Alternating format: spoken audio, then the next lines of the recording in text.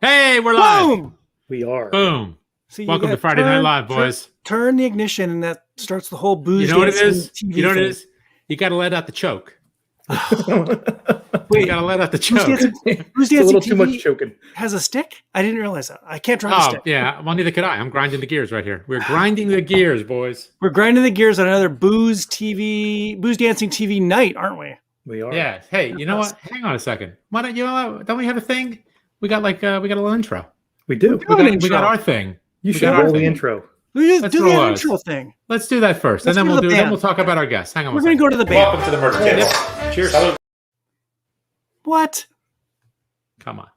Welcome to the merch table. Cheers. Salud. Oh, cheers. Oh, cheers. Salud. Sir. Cheers. Cheers. Cheers. Sludge. A caipirinha. Like Martinelli, as you said, with a kick.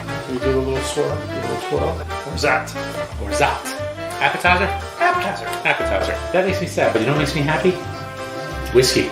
Cacao. Cacao. Cacao. It's everything I thought would be and less smelling. Boys. Never gets old, Mike. Never gets old. Never It gets does. old. It gets moldy. But we And still We eat get it. old. And we see We this, get old. We the get- Stauisha. The Stauisha. We had that last night. I know. That was good. That was Oh, good. and I think for the record, it's Orgeat, right? Is that the one that I got right? Or did I get it wrong? Yes. I think you got it right. Okay. I got it right. Okay. All right. Well, now we're 1 for 1. That's Or is good. it 2 for 2? I'm not sure. Speaking of exotic sounding things, we got some fun stuff tonight. We do. We do. We are down the rabbit hole of liqueurs, and we're gonna have some fun tonight. I think It's Friday Night Live cocktails, that's one of my favorite shows. and we got some fun stuff here. It's spelled Geijer. No, wait. I'm sorry. Is it? Yeah, Geijer. That's correct. Correct. You think it'd be Geijer?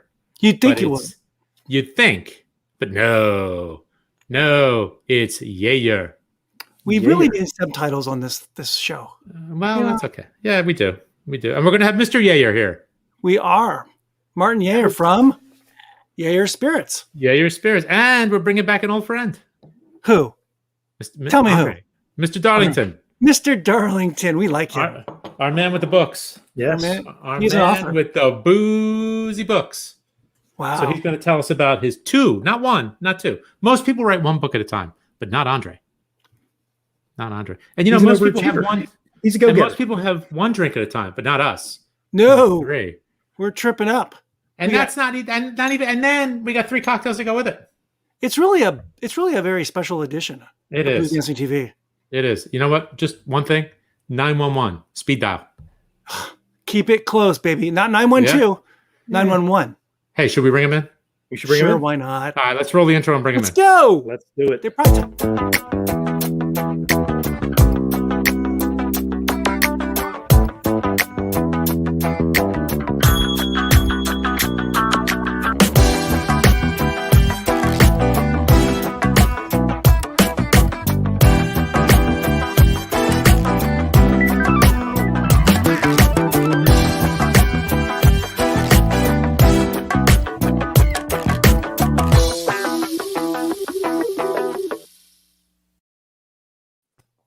Hey, Hey! gentlemen. You guys have Mr. good Mayor. info. Wow. I feel like I'm on the Love Boat or something. Like, special guests coming aboard. well, wait. You know what? Speaking of the Love Boat, we're gonna have to The toast love- Captain Stubing. Yes. Yes. Yes. Okay. He's gone to the great cruise ship in the sky. Great captain's table in the sky. That's There right. you go. There you go. Hopefully he How you doesn't doing, get guys? salmonella, because you know what they don't clean very well in those things. It's horrible. Hopefully there's hand I sanitizer. hope he brought his Dramamine. Yes, Uh-huh. you know he looked a little pale to begin with. I know. How are we, guys? Hey, Good, thank Friday you. night. Thanks for coming. Thanks for coming on. This is awesome. We've got a little double header here. We've got Andre and Martin, and we're going to talk all things spirits and travel and books and cocktails.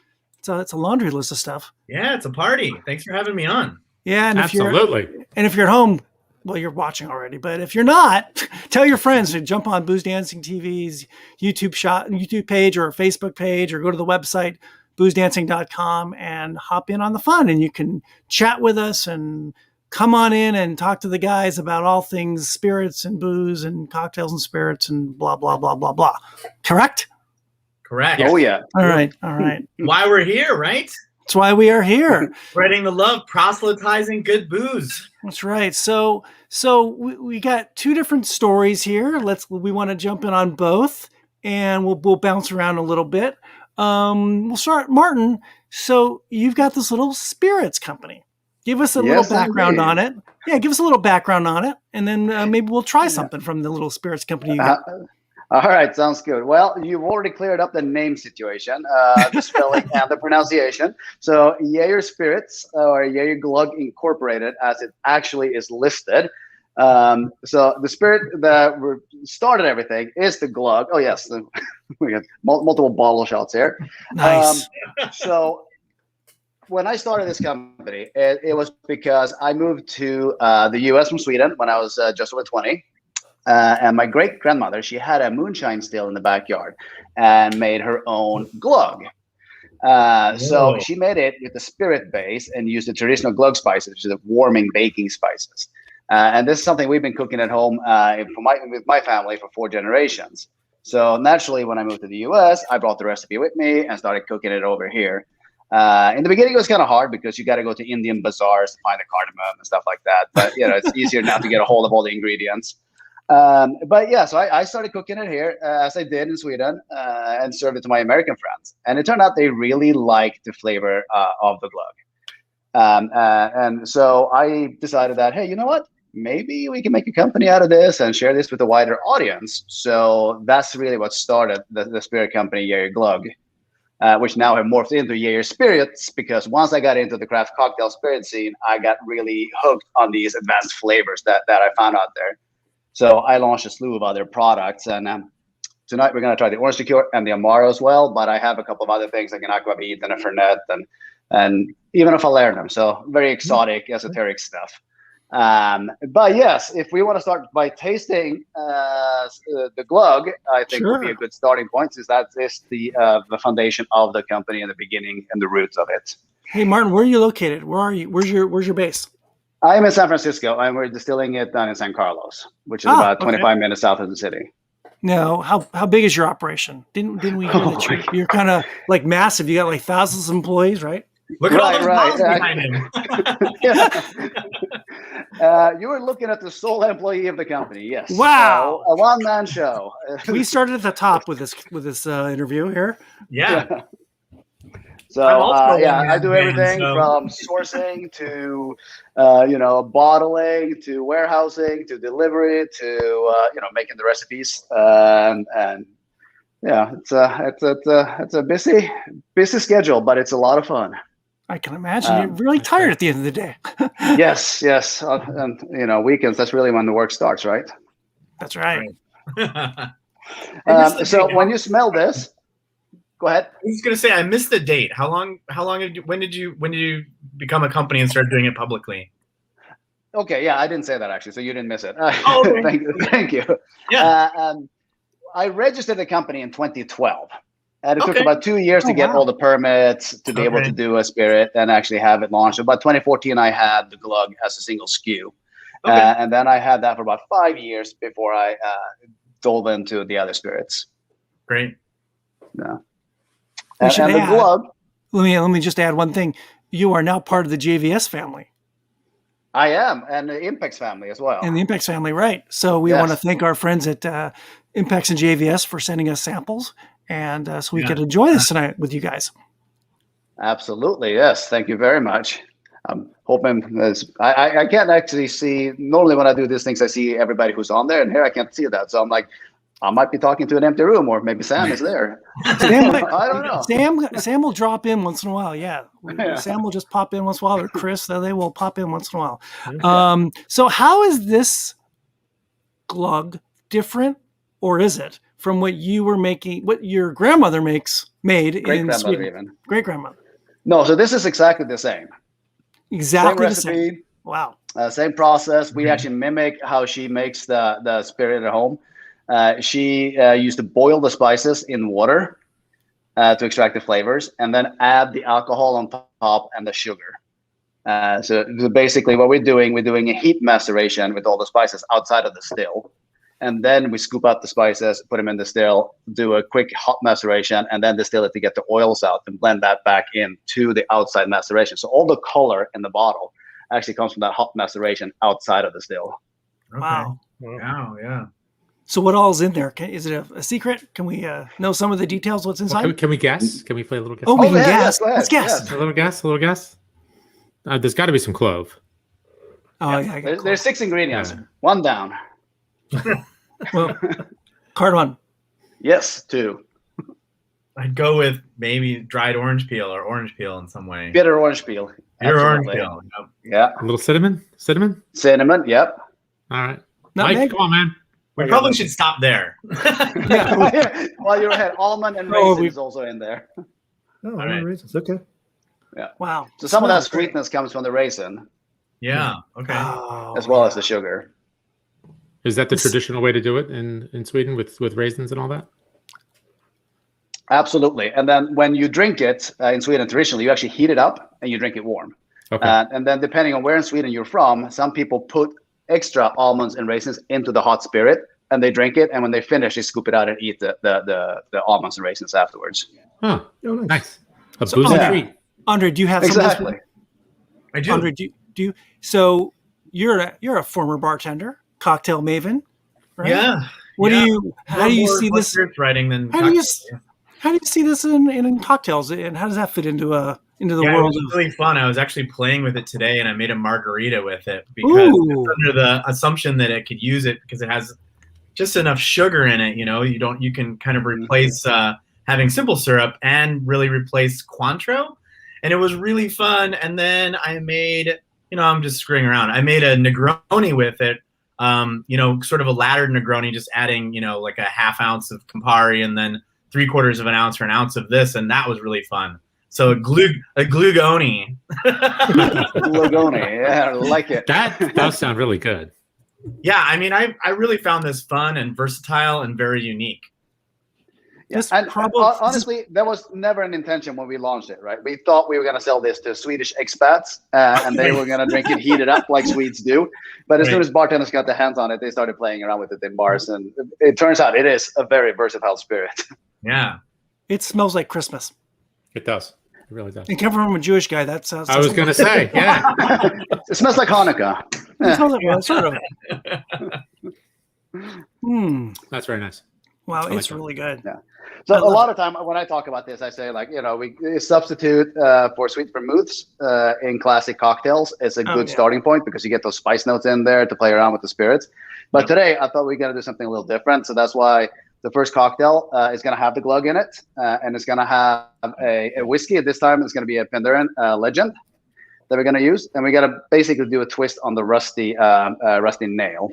So it's a fairly simple recipe because I didn't want to go too extreme, especially if people want to try to mimic and do something at home. So it's simply 2 ounces of the Penderyn. It's 3/4 of an ounce of the glug, stirred over rock in a rocks glass with an expressed lemon peel. That's it. Wow. So, I made mine. you're way ahead of me. All It's right. a pre-made cocktail. Isn't that how the way the world is now? The Everything time is like lapse. shipped to you? Take a little. Well, I am still making mine. I didn't want to make a big mess on camera. It's really embarrassing. Spill all over my keyboard. You really are embarrassing. You really I am are. embarrassing. I don't need to spill everywhere and make a big. I'm right there with you. My thumbs are barely opposable. Hey, Martin, I couldn't make one. you You said guys are clear smart. ice. I should have pre-batched them as well, huh? Nice. That's a good ice cube there, Ange. It is. It is. By another San Francisco guy. What's a Camper English? Isn't he in San Camper, Francisco? he's the Camper is the man of ice. So do you Yes, do you do indeed. the lemon after you stir, or do you put this? Do you do the? Yes. So first I stir the cocktail, then I'm gonna pour it in the glass, and then I express the lemon peel and put it into the cocktail. So you get some of that oils on top of the cocktail. Perfect. Angela's got it. Look at that. Yeah. This might be the noisiest episode we've ever had. and Oh wait, next one's gonna be shaken. I got it. We got you. Jingle, jangle, jingle. You got your little marmalade jar for a shaker. It's always good fun. Yeah. And Nothing I goes to actually waste. froze my glass. I'm gonna get my glass out of the freezer. Look at him. He's got a freezer nearby. I have a washing machine. Oh I yeah. used to think he was in the booze business. It's like he's prepared or something. He's a pro. And we got that.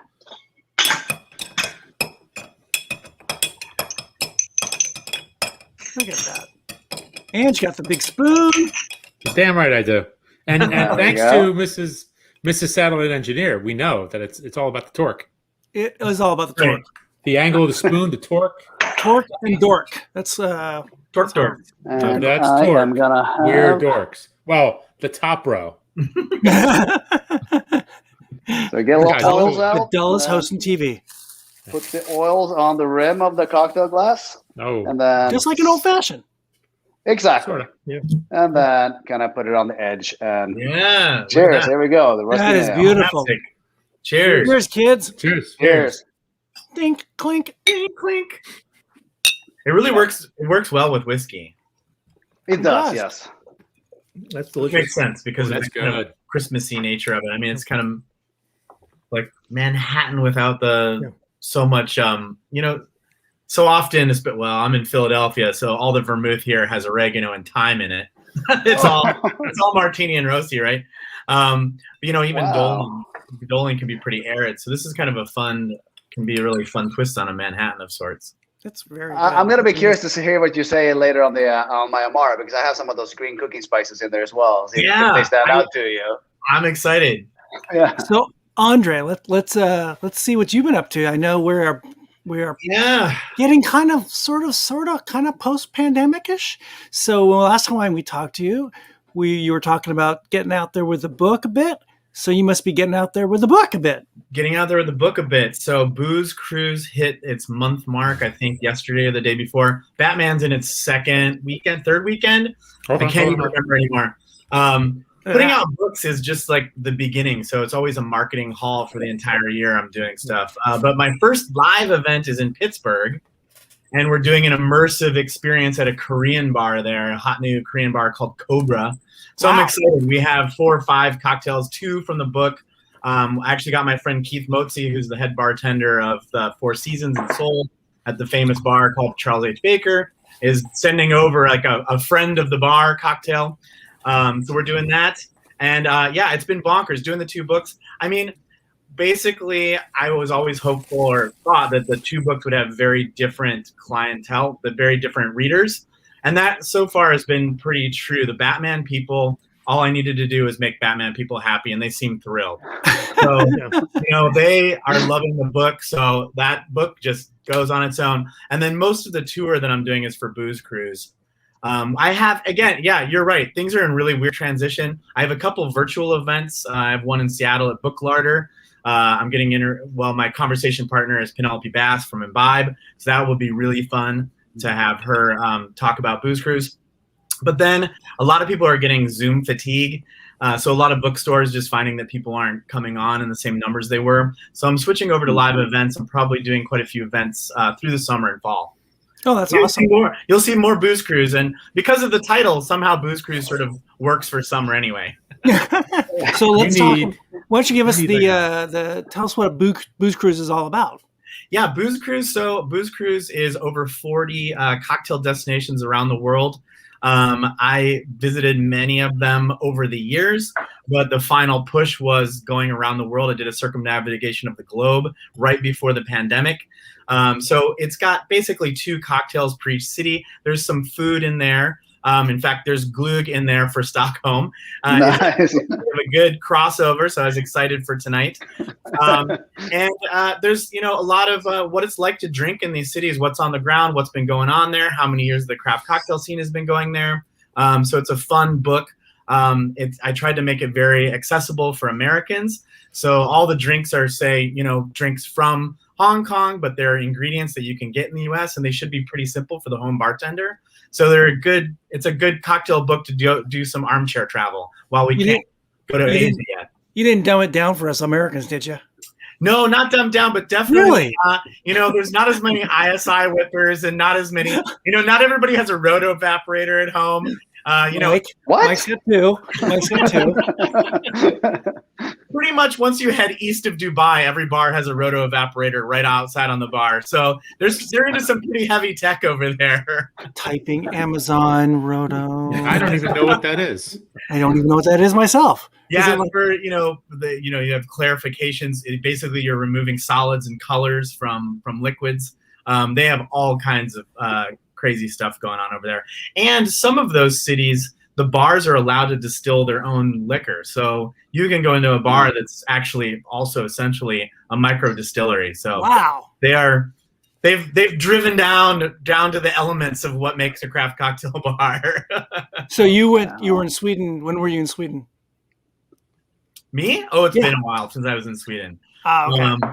Yeah, but I have European roots, so I've been over there. I'm actually Swiss. My mother's Swiss, and I love it because everyone confuses in the United States. Everyone confuses Switzerland and Sweden.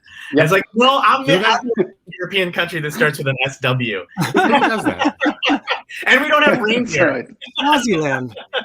Yeah, they're right next to each other on the map. Yeah, something like They're that. like If you look, they're only like distant that far cousins. apart. Yeah, pretty close. They're pretty close. A couple of countries and a big body of water. Sure. Yeah. That's right. So now let's talk about Batman. Talk about the Batman book. Yeah, the Batman has gone off like a bomb.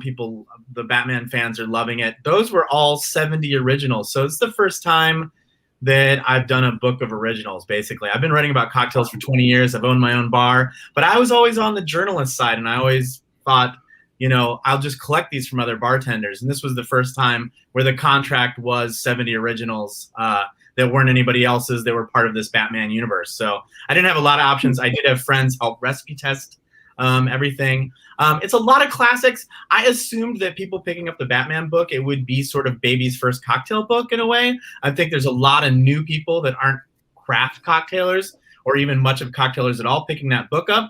So I wanted to make sure that if they went through the book, they would come out of that. They would come out of their Batman fandom as pretty decent cocktailers too. So that was pretty important to me. And so the book has a lot of twists, and the book was just really hilariously fun to write. It was so amazing.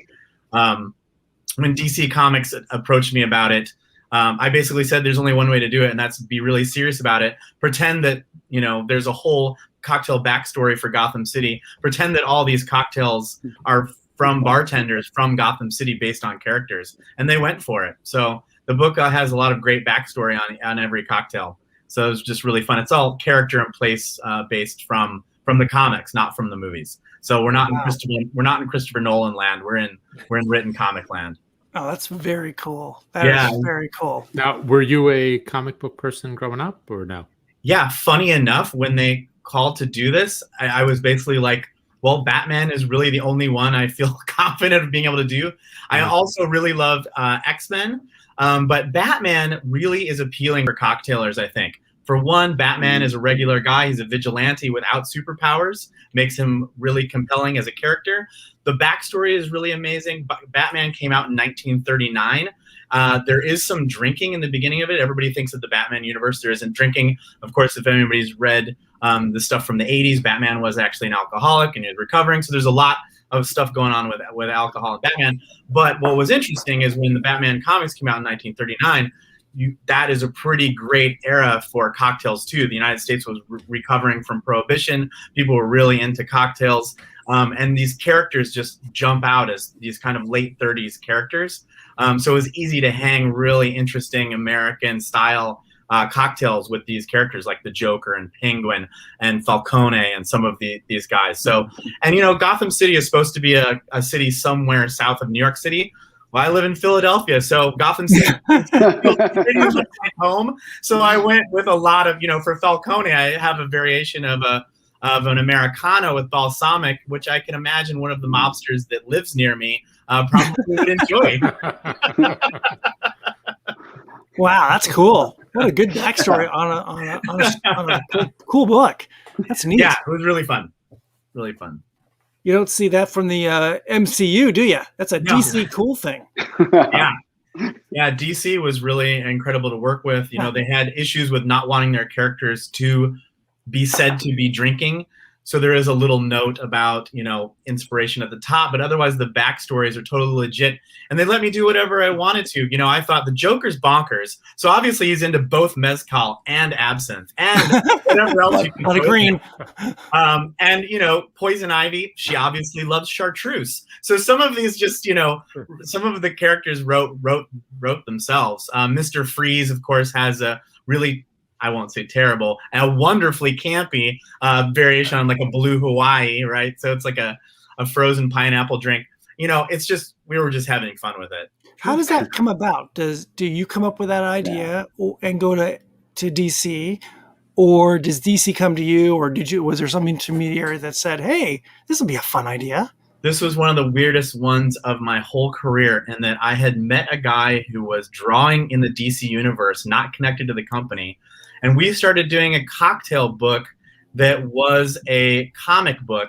You've seen that a few times. Some people have done it famously as their bar menus. But the idea was to follow two characters that had superpowers. And the cocktail book would actually be the notebook they were keeping while they were trying to open their new bar. And of course, there was an evil journalist and an evil tycoon that wanted to put their bar out of business, and they had to overcome all these things. And somebody from DC saw it and reached out to me to do the book. Wow. So totally wild. I had put it on I put some pages on the web. I'd been asking around if anybody wanted to publish that. And they were like, we would like you to do Batman. And I thought about it for precisely 1 second before saying yes. I actually called my agent and said, I think I just agreed to write Batman. She was like, you should have called first. Because we could have socked it to him more. Yeah, it was, what franchises aren't too cheesy to do. I had actually been in talks to do Game of Thrones, and then that sort of passed. And at the time, that would have been wonderful as well. But it turns out that Batman might be the ultimate comic for cocktails, just because of the era that it's set in and the gritty detail that the characters have. Yeah. And Gotham City, basically, I made a whole backstory that Prohibition never came to the Narrows, right? People from all over the East Coast were coming to Gotham City to still have cocktails at these speakeasies, which was probably true, right? Yeah, sure. Totally. Wow. Much like Philadelphia. Yeah, exactly. And New York. Yeah. Exactly. I mean, Prohibition pretty much failed in New York, didn't it? Yeah, right. Both. For the most part. And Philadelphia, for sure. You always hear yeah. about somebody buying a house, knocking down a wall, and finding a speakeasy in it. Uh-huh. My neighborhood has had 2 or 3 active speakeasies still up until, the pandemic. So, Right. From that era? Well, I don't know if they were unbroken, but it's still part of the vibe down here for sure that there were, known houses that you could go to after 1 a.m. and get a drink with about 5 or 6 people in a basement. Oh, wow. That's crazy. Yeah. Hey, Mike, your wife might be related to some of these guys. Yeah. I know, Wouldn't right? surprise me. Wouldn't surprise me. I love that whole era. That whole era is so cool. And when you wrap it up with the DC comic world, Batman, that's just neat. And then throwing cocktails in there, that's a cool combination. Yeah, it really is. I think it took a lot of people by surprise. It took me by surprise that DC wanted to do it, and I think it took fans by surprise because they, you think of Bruce Wayne as not drinking, but we did some really fun stuff where there's a suit up espresso drink that both the cops drink and he drinks. We have a couple low proof drinks for Catwoman. How does she stay on her feet after drinking at cocktail parties, but then getting on rooftops, What's Alfred drink? What does Alfred drink? Oh, Alfred I had fun with because I wasn't allowed to go into too much depth on his backstory, but he, of course, in theory, worked for the Secret Service for his father and was stationed in Burma. So there's a lot of, lime leaf, gin and tonics. I did a Pimm's Cup for his father, which I made up a backstory for. I mean, I went pretty deep. I have Martha and Martha and the father's wedding cocktail in the book as well. Wow. And like canapes and stuff that were found at Gotham City fundraisers. So it's, we went there. Wherever we could go, we went there. Sure. So, Crazy. yeah. So We are. Wow. We're looking. I'm really excited about that book. There's no glug in it though, so next time, Yeah, that's right. Swedish character. But The there's Swedish definitely Batman is very cool. The Swedish Batman, yes. Hey, you can get Joel Kinnaman to play him. Oh, that'd be Yeah. perfect. Right? He'd be great. He'd be great. Hey, by the way, this drink is really, really good. It is. Yeah, You know, I don't know that's what the hell really I'm nice. doing with a cocktail, and I actually made a Yeah. pretty good cocktail. I mean, Drambuie's not really very good. This is much better. Oh yeah.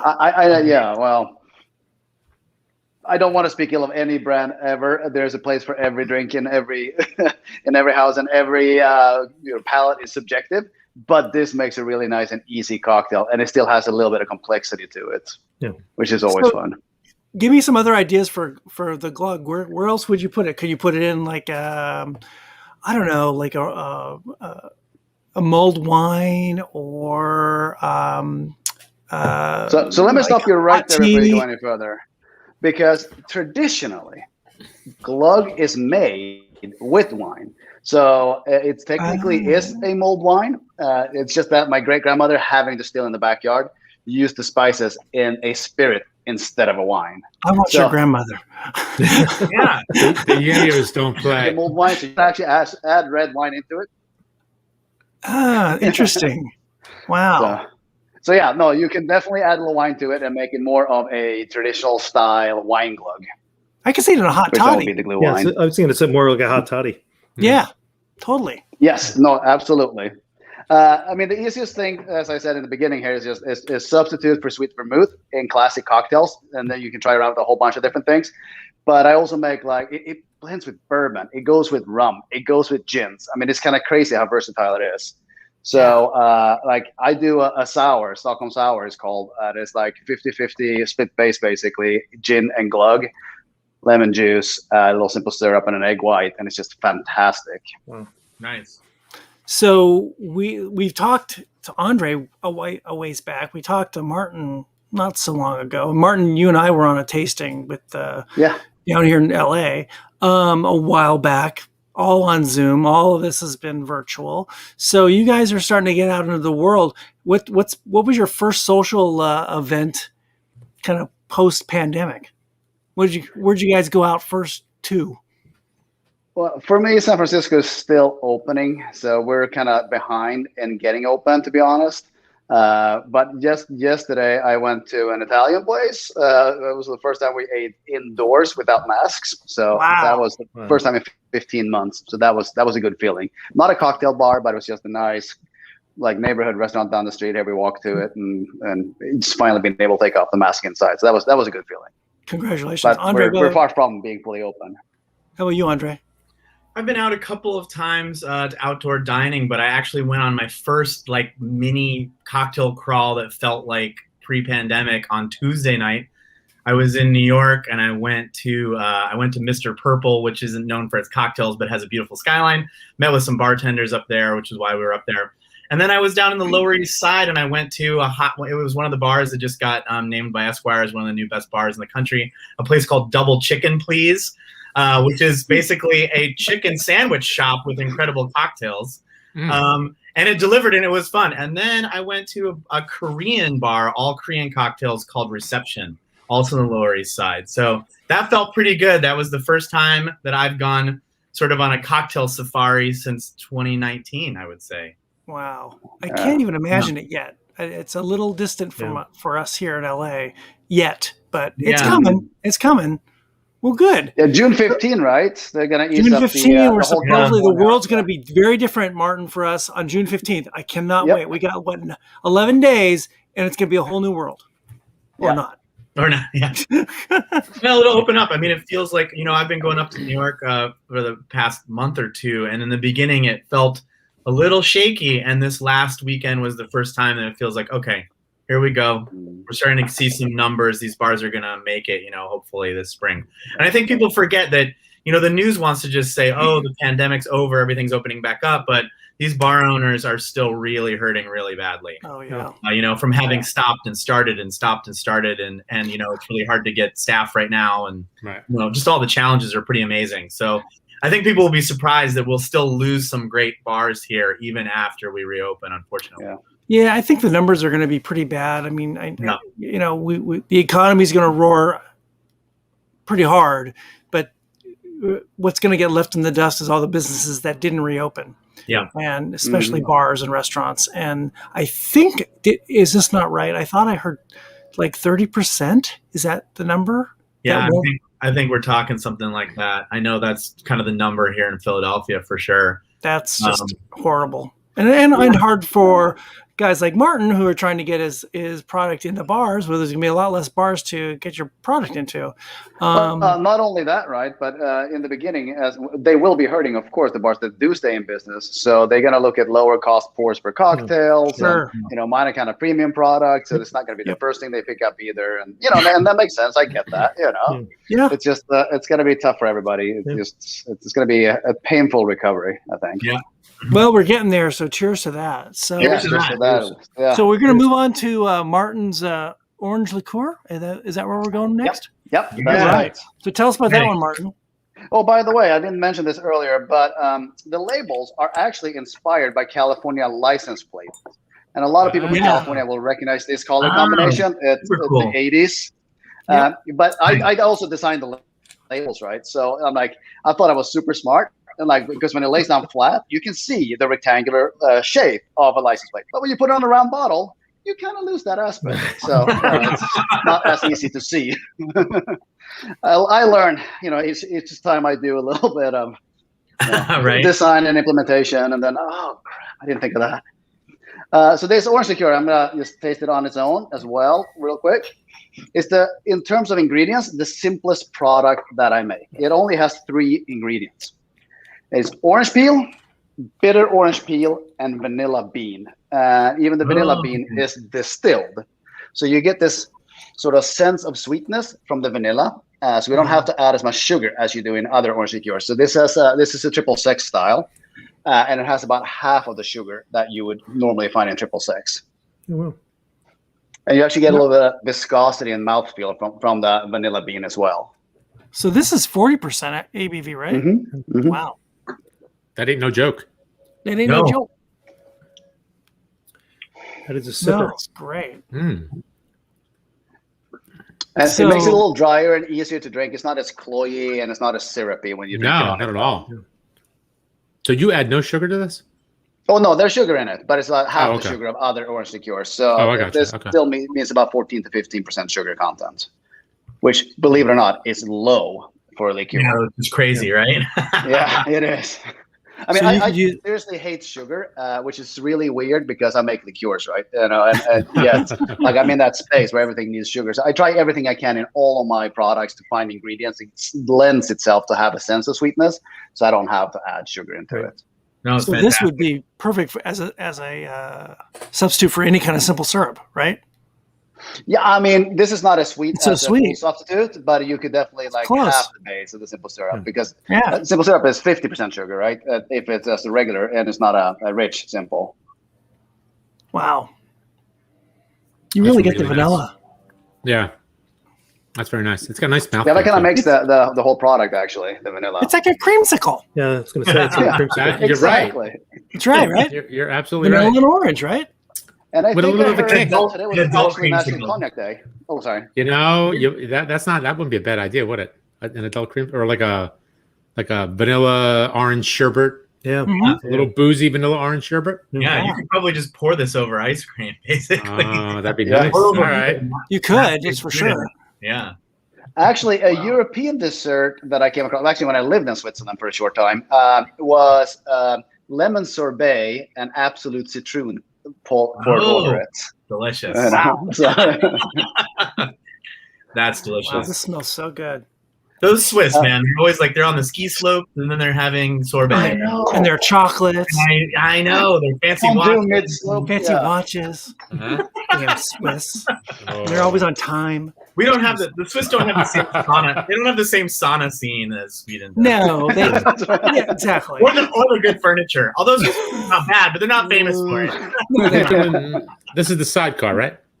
This is going to be the sidecar. Now, there is always a debate on the sidecar whether or not to use a sugared rip. right? So some people are in the sugar camp on the rim, some are not, because it's a very dry cocktail. It doesn't have any simple syrup, so it'll be very dry and very boozy, right? So what you can do to kind of get away from that is kind of half sugar the rim, right? That's what I was So going to say. hold on. I'm bringing my glass out of the freezer here. That's why I'm out of frame. I'm assuming I am out of frame. Yes. But you're So still with us. Okay, yeah. I'm actually going to sugar half the rim of my glass first. So just to make sure that I have a little bit.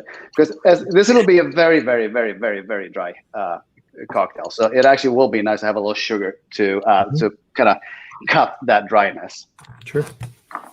And I heard today is also a National Cognac Day. So this is a really good day to do the sidecar. I thought it was National Donut Day. Maybe Every day it's is both. donut day. Sidecars.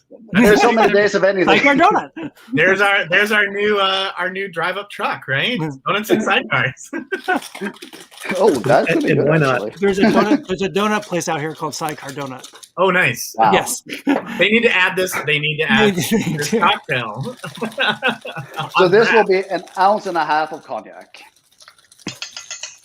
And it's going to be 0.75, 3/4 of an ounce of the orange liqueur. And then the same amount, 3/4 of an ounce of lemon juice. If anybody's following along. I don't know. I at least pre-squeezed the lemon, so I don't have to squeeze it. No. And when I shake a cocktail, I actually like to use different size ice cubes. So I use the small, like 1 1/4 ice cube, and then the big 2-inch ice cubes. And that actually gives you a different frothing and aerates the cocktail in a different way. So you get a different, not only froth, but also mouthfeel out of the cocktail.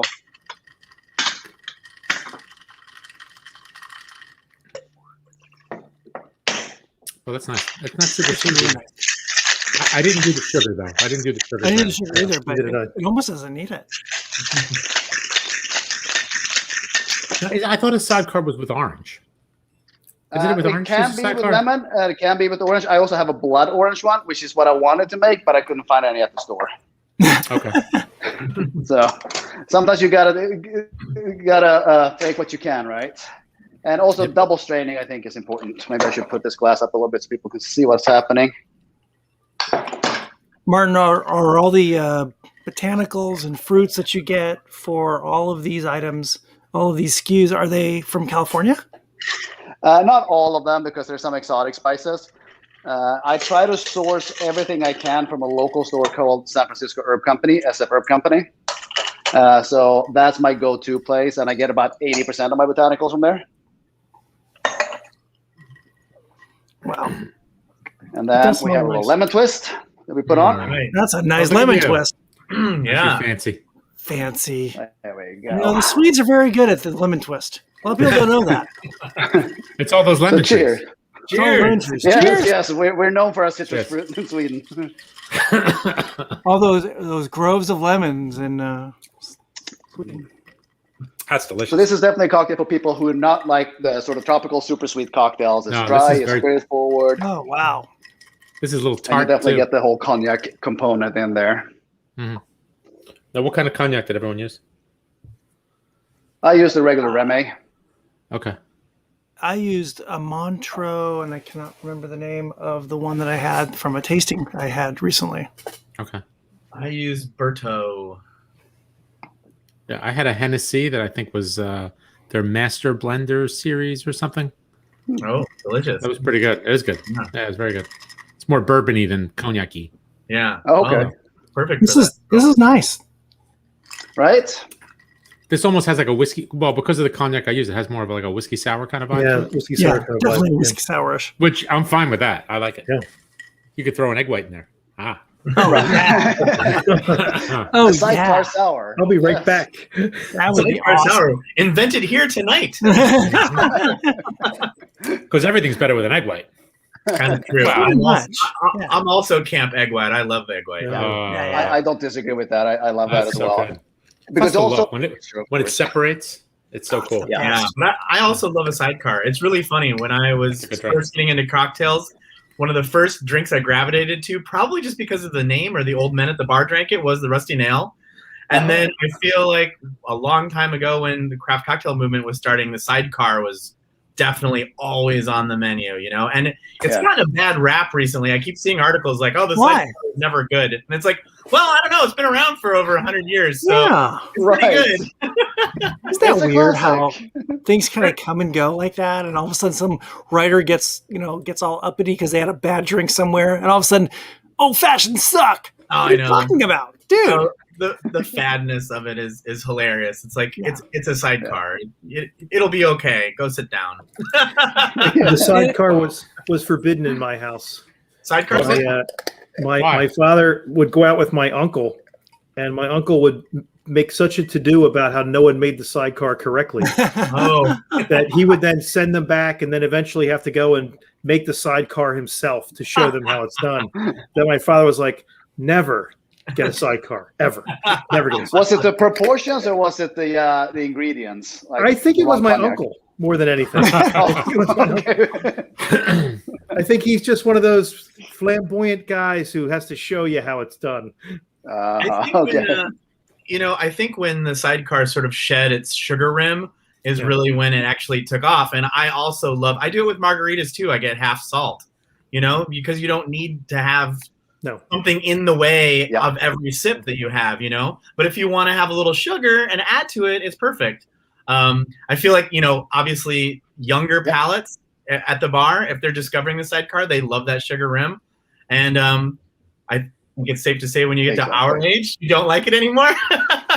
But isn't part of the salt rim and the sugar rim, it's about a lot of it's about presentation, right? Yeah. It's not about part of the garnish. Yeah, exactly. It looks cool. Well, it's funny. You drink with your eyes too, right? You have a nice looking ice cube in there. You got a good garnish. The cocktail is gonna taste better. Right. And when the sidecar came around, when it's kind of, I believe, comes from this really old drink called the brandy crusta, which is the first drink to have a sugar rim. And this was just not only an elegant presentation, but sugar was for the wealthy. So you could go into the bar, and when there was sugar around the outside, that was a fancy, expensive drink because you just didn't put sugar on stuff like that.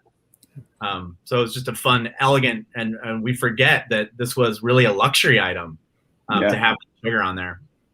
Interesting, Andre, you brought that up. So when you've traveled around and you wrote Brews Cruise, did you see those kinds of different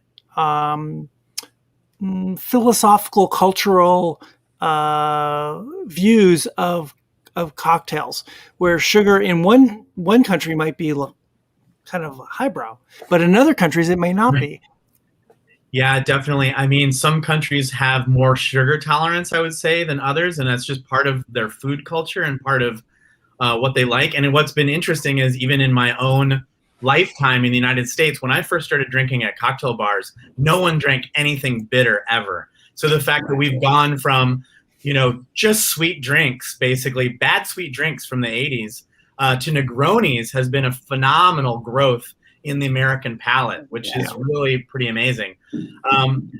One of the cultural things that's really big that I think that I saw the most is something like Japan, where cocktails really take their place within the broader food,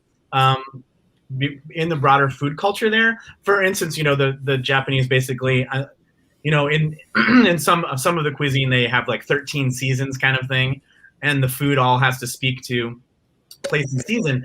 And I was finding that cocktails have that as well. They speak to time of day and place and season and what's in season. And I feel like for sure on the West Coast, spots like San Francisco and spots like Vancouver, you start seeing that, where I think that's some of where we're headed in the American cocktail stuff is to really put cocktails in context. I see that in San Francisco a lot, and I don't think San Francisco gets enough national media attention for doing that. People forget San Francisco was using fresh juice before New York ever did. But we all have to tell the lie that New York created the craft cocktail. This is something that Camper English talks about a lot. New York exceptionalism, where New York created everything, including the cocktail. And it's like, no, not. So every time I go to San Francisco, which has been a while now, but I'm always really excited by all the fresh seasonal flavors that they're using, which Martin has direct access to how much to that seasonality and stuff. So. Yeah, and God, do I love that. I mean, it's so much fun to play around, as you say, when ingredients become available. I mean, we get everything from like lychee to dragon fruit, right, that we can play around with. So, I mean, it's always something fun to play around. Yeah. I mean, when I discovered yuzu, I mean, it was just such an incredible citrus to play with. Yeah, and now it's everywhere. Yeah. Martin, what's the cocktail scene like in your home country? Are people? Is it growing? It's catching up. Is it? Yeah. Yeah, I mean, they're way behind. Like 10 years ago, there was not a single craft cocktail bar in Stockholm, right? And now... Uh-oh.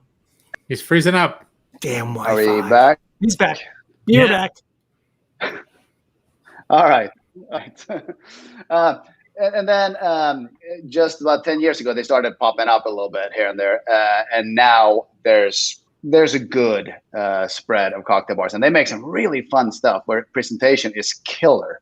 So I went to one place a couple of years ago now. It's called 2005, which is spelled 2005, 2005. But but it's spelled out as a word, not the numbers. And like they. Oh, things are getting a little spotty here. Uh-oh. Let's see. I'm going to make sure I'm on. It didn't switch on me. No. Can you hear us? I don't know. I can hear you. I can hear you. Can't hear Martin. Martin's got some Wi-Fi issues, I think. Andre, when you were traveling around, aside from sugar, is there do you see the philosophies different from culture to culture? You didn't start streaming, did you? Nope. We're here. How cocktails are part of the culture. It's not just going into a bar and getting a rum and coke. In some places it might be just getting a rum and coke, and that's just the way the world is there. But in other cultures, other places, is it more like here in California or in Los Angeles or San Francisco or New York? It's a whole thing. It's a big thing. It's part of the. It's become a thing, I think, just even in the last 5 years, as Martin was saying. 10 years ago, there wasn't much in these other cities. They were typically wine or beer towns, or drinking liqueur after dinner. I know growing up in a Swiss household, we never had cocktails, but you would drink a little liqueur after dinner, and certainly like some kind of schnapps or something, which is part of Germanic culture. But just in the last 5 years, cocktails have really exploded, and it's been fascinating to watch. I was really fascinated that cocktails sort of brought their own establishment with them too. It's not just that you have a cocktail, but you have cocktail bars, which are like new types of experiences a new type of thing that people can go into. I feel like even in the United States, we've had bars forever. We have bars for prohibition, but in the 80s. That had deteriorated, so it was sort of steak houses and sports bars and taverns and nightclubs. And the cocktail bar really brought back something new. And it's been fascinating to watch that happen around the world. What is that? What is that, Martin? That's the Appenzeller, a Swiss after dinner liqueur. Yes. It's really cool stuff. What is that? What's it made out of? It's Appenzeller. What do you mean you don't know? It's made out of cheese. And it's got holes in it. But it's kind of like an herbaceous, bittersweet liqueur. It's super tasty, very honest forward, but it's super tasty. Little known fact. It is the only liqueur with an expiration date that is actually accurate to the minute. What? Yes. Oh, yeah, that makes sense. Certified by Omega and Rolex. Yeah, it comes with Swiss timing. It's funny you said that. I was talking to a friend of ours, Bazi Karasu, who is one of the most well-known whiskey bloggers in the world. He lives here in Los Angeles. He's from Turkey. And he was telling us how, which I didn't even think about this, that every culture seems to have, maybe not in the United States, but every other country has an anise-based liqueur. It is weird. I never even thought of that because we don't really have one in this country, do we? I don't think so. But everywhere else, Yeah, not really. anise is a thing to make, an anise forward spirit. From Pernod. And apparently in Sweden too. Yeah. Sambuca, anisette, Arak, Ouzo. Isn't that strange? Yeah, even Guaro, in Colombia, it has kind of have an honest flavor to it. It's crazy, yeah. And I'm not Americans Americans know pastis maybe and Ouzo, but they don't like it. So that's right. But they're coming from other countries. Yeah. Well, right. What about? Well, I'm trying to think though. In New Orleans, right? Because that's where the Sazerac comes from. The Right. Pichard. What did they use? Pichard bitters. Yeah, Okay. they use the Pichot bitters, but I think you're thinking of when No, but the rinse. absinthe when absinthe was outlawed, they switched to Pernod. Okay. Yeah. Yeah, that's an interesting observation that everybody has sort of an Ouzo drink. Yeah, everyone does. And like or on a set, sorry. Yeah, and the rakias we talked about with our friend at Yerbiga, which there's a rakia, there's a plum spirit in a lot of countries too. Yeah. Right? Yep. That monkey is drinking an anisette, by the way, in the painting there. It's a good monkey. Yeah. Of course he is. Yeah. Well, and what are the Italian ones? There's a lot, right? Well, yeah, you've got. I mean, between anisette and sambuca alone, and then God knows there's probably a bunch of variations in between. Yeah, and then they migrate themselves into the Amaro world, right? Well, and then black licorice is, that's also a thing too, between the licorice candies and all that good stuff. And I love all that stuff. So it's all probably, Americans, people were just fighting for survival for so long that, when you look back, it's like they were just drinking what they could make here, which turned into being rum and whiskey. Yeah. Yeah. They just didn't have a liqueur culture other than up north. I think when the Germans and the Eastern Europeans started to settle in places like Minnesota and Wisconsin and Michigan, where you could get plums, I think there's a pretty good tradition of liqueurs up there. And certainly now in the Pacific Northwest, probably makes the U.S.'s best liqueurs. But it's just fact of being too new. Although, yeah. All right, guys.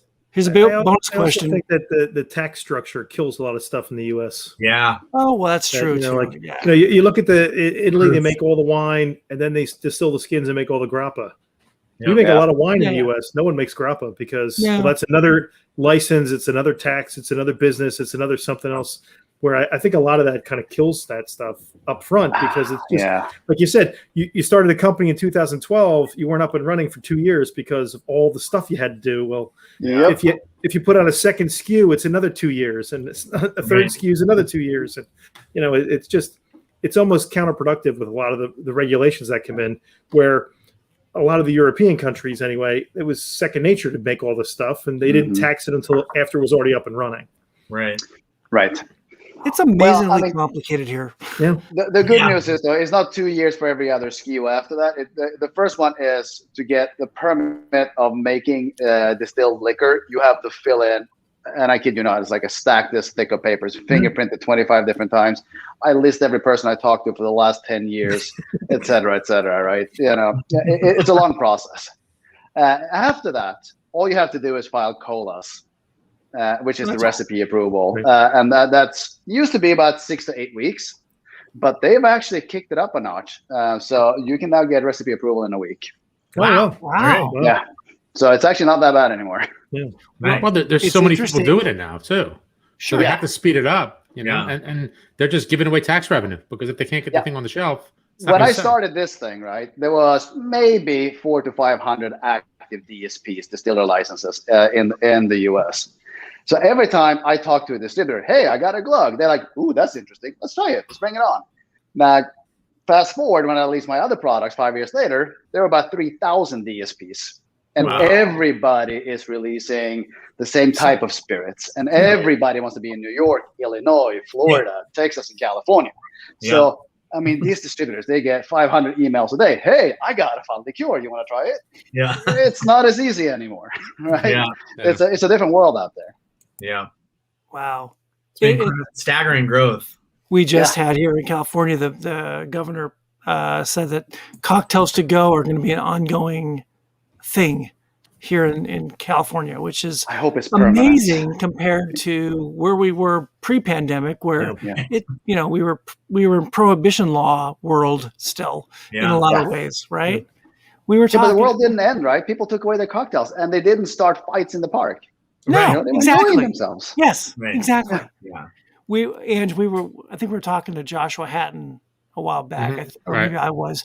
In Europe, it's no problem to send samples anywhere, right? Or advent calendars are a big deal, where you got like 24 different whiskeys or 24 different spirits that are going in a gift pack.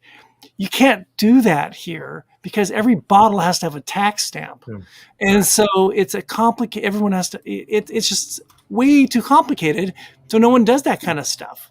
It's amazing that you even see little sample bottles from Compass Box or Glenfiddich or whatever at Bevmo. It's way too hard to get stuff to your palate. Well, I mean, 50 ml is an approved size by the TTB, so you don't have to run through the extra hoops there, right? You just have to pay volume taxes once you take it out of your bonded warehouse.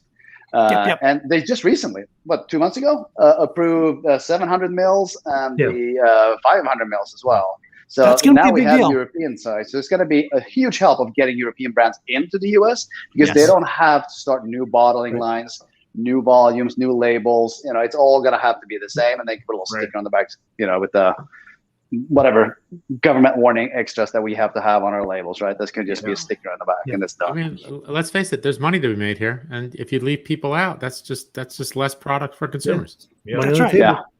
That's right. And if it doesn't sell, well, then it'll just stop coming here. But if it does sell, well, that's one less thing they have to do. And it makes it so much easier on the manufacturer in whatever country to get their product to the biggest market, one of the biggest markets in the world. Right. Yeah. You want to be here, but I've got to get 750 bottles. We don't have those in whatever country. It's crazy. Right. Yep.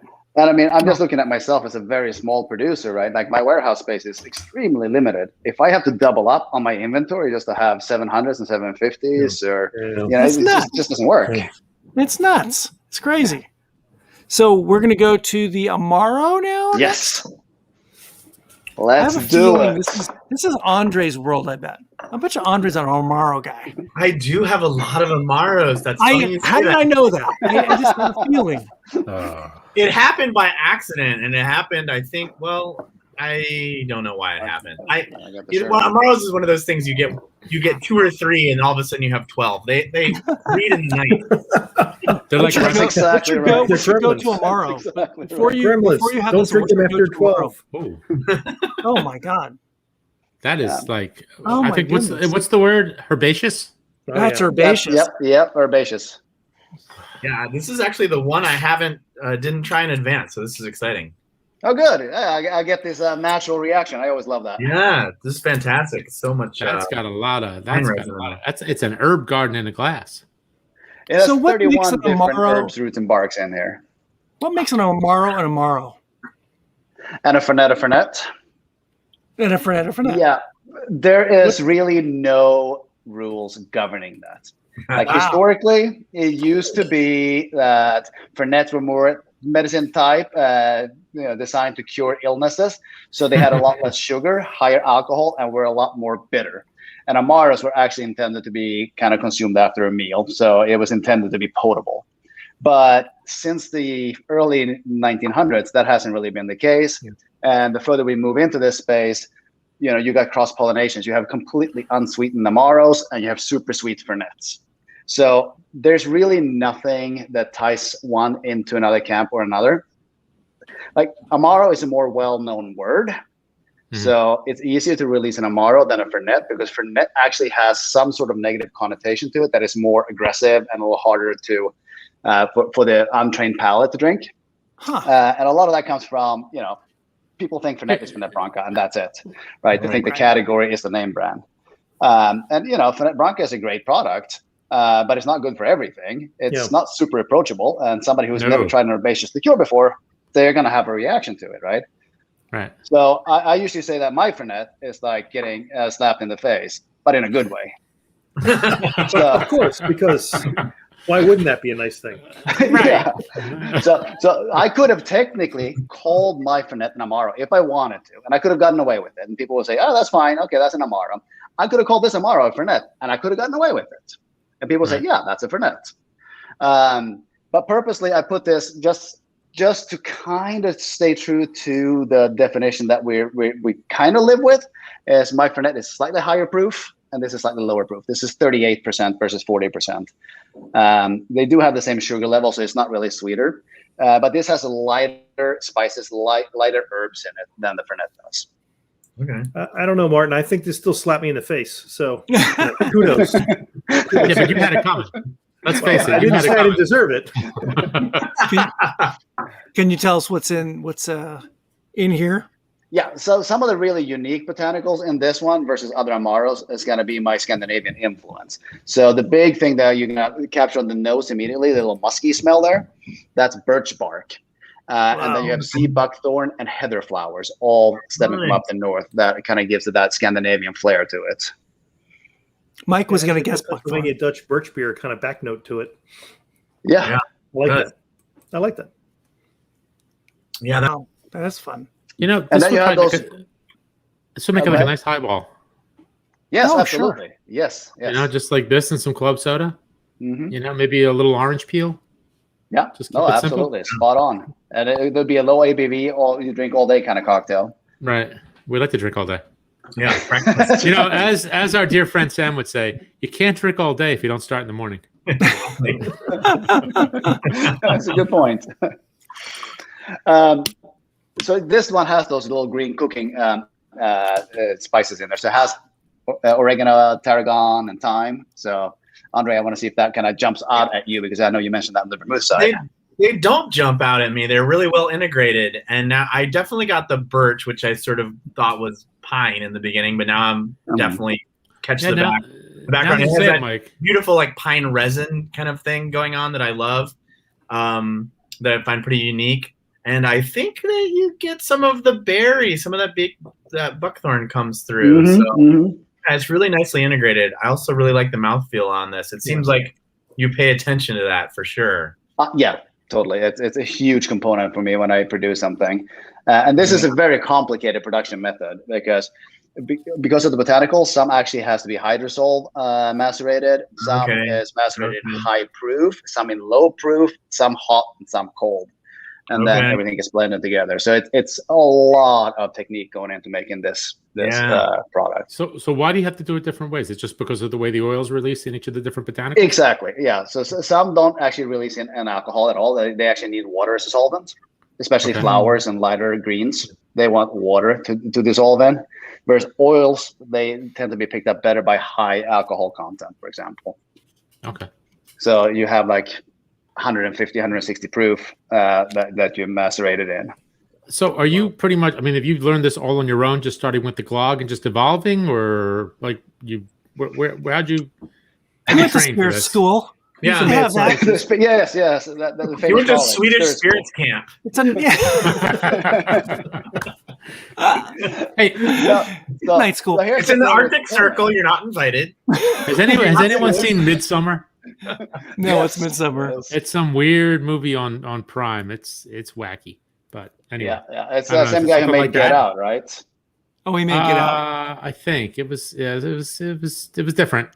But I hope it wasn't like that at your spirit school. Once every 100 years, perhaps, right? Yeah. No, so in terms of permits, I am not permitted to be a distiller. So I actually have, you see on the bottle, it says produced by Coastal Spirits. So he is also a one-man operation, one-man distiller. So he's distilling it on contract for me because if you have a distilling license, you don't necessarily have a distribution license, right? So you can't have everything and you can't touch to end customer from production. Right. Because again, we're archaic that way. So I actually have to have somebody produce it for me, or I could not be able to distribute it myself. Now I don't need to distribute it myself anymore because now I have a distributor. But that's kind of the background to why it says Coastal Spirits on the side of the bottle. So his name is Brad Plummer, and he's a fantastic guy that has really taken my spirits to heart. He's a gin maker at heart. So he really knows how to work with botanicals. And then I challenged him with my spirits. I mean, he hadn't made or even had an aquavit before he started making mine. And so we've kind of learned in this process together, and we work very closely together to get these out. Very cool. And the spirits, cool. They're not like sticky. No, you know, they're not coming through as like almost syruply sweet or too viscous. No, it's almost like the right balance. It's really a kind of a clean spirit, but all the flavors there. It's really well done. Yeah, so that, I mean, we work so hard on that component, specifically the sugar component, because I push it down until you start noticing the ill effect of not having enough sugar, right? So, but it needs to be right on the cusp, because I don't want to mask anything with sugar. It's all about having the right proportions from the beginning, right? Because then you don't really need to mask it. So my Fernet, for example, which is an easy comparison, we don't have it with us today here, but that has half the sugar of other Fernets. But I was lucky enough to be able to start, as I said earlier, like Fernets came about really as medicine. That's the guy. Nice. As a medicine, right? So it was never intended to be potable. So when they transferred those recipes to actual human consumption, they just added enough sugar to cover the bitterness, right? And that ended up being a lot of sugar. I started from a clean slate, so I didn't have that baggage with me when I started designing these. So what's our next? What was our this last cocktail? Is the I don't even know. It's called the tranquilizer. The tranquilizer. We're way past that. So we're gonna take a nap, and then we're gonna take a nap live, and then we're gonna come back like 30 minutes later. I'm just gonna watch this. We're gonna find out who snores and who doesn't snore. It's interesting coming back to this. Just letting it get some air. That's really nice. The Amaro really is interesting once it's aerated a little bit. It's nice on a rock of ice too. It sort of opens up with a little bit of water. Yeah. And what you're gonna see pretty quickly, by the way, my spirits, is that they're gonna start losing fairly quickly once you start adding water to them, because we have so much botanicals in there. We kind of push it to the brim and fill it up. So that's why we have all those full flavors. Because we jam pack them with flavors. We don't hold back on the botanicals. It's packed. Like if we would put another bay leaf in there, it would lose, right? So I mean, it's just that's how close we are to the brink of like filling it. So after it sits a while in the bottle, you're gonna start a little bit of sediment falling out, and that's because it's so packed it falls out of suspension. You know, the solids. Ooh. It's gonna be you know, right. It hasn't happened yet in this bottle, but it's gonna probably be a little bit floating around after a while. Nice. So, but that's perfectly normal. And it indicates it's natural products and it's a lot of botanicals. You can tell people they're getting their money worth. All the botanicals the gin can hold. It's like, exactly. Exactly. The grain spirit can hold. It's all. And if anybody's following along at home, there's going to be 1 ounce of the Amaro. Ooh, that's good. And then we're going to have any Amaro left in the morning for me.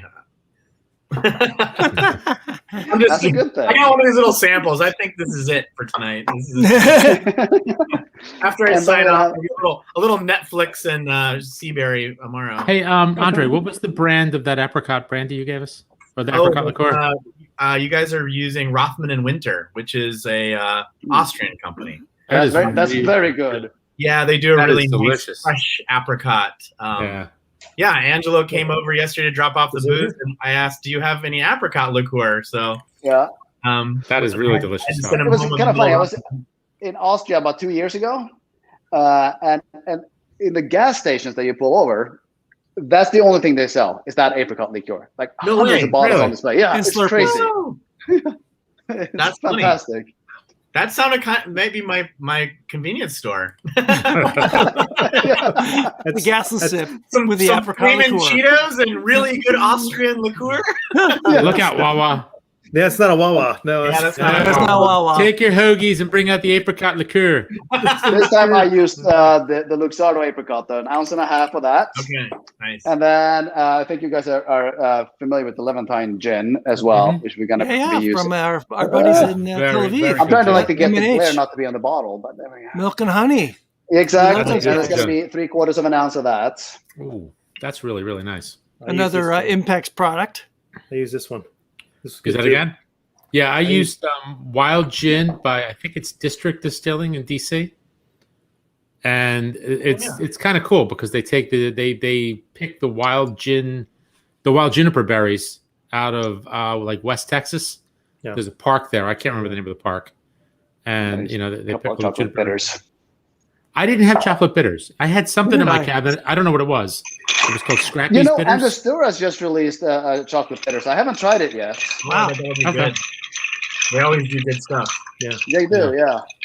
Ange, I didn't have any apricot liqueur, so I used that Boardroom Spirits beet liqueur. Yeah. Did you really? Oh. Yeah. What's that? Okay, that's out of left good, field, right?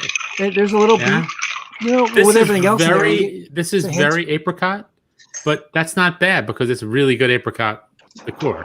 Yeah. I use this really amazing artisanal gin that's really rare called Beefeater. Whoa, where'd you buy that? Never heard of it. Wow. I bet they have a really nice bottle.